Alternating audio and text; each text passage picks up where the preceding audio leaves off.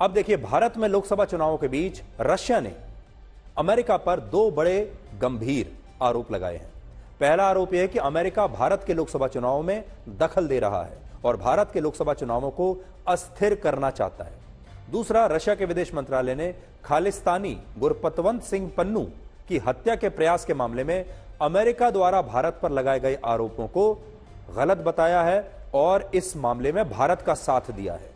Russia ने कहा है कि इस मामले में रशिया भारत के साथ है और अमेरिका एक राष्ट्र के तौर पर भारत का इस तरह से अपमान नहीं कर सकता।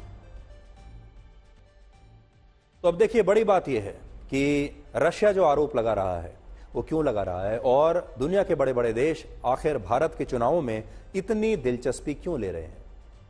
इन चुनावों को अस्थिर करने के पीछे एक ही मंशा हो सकती है कि अमेरिका जैसे देश भारत में एक ऐसी सरकार चाहते हैं जो मजबूत ना हो, जो मजबूती से उनके सामने खड़ी ना हो, जो मजबूती से उनके सामने अपनी शर्तें ना रख सके। और दूसरा, पन्नू के मामले में भारत का साथ देकर रशिया ने यह बता दिया है कि वो भारत का सच्चा दोस्त है, भारत का असली दोस्त है और चाहे कुछ हो जाए भारत और रशिया हमेशा दोस्त बने रहेंगे।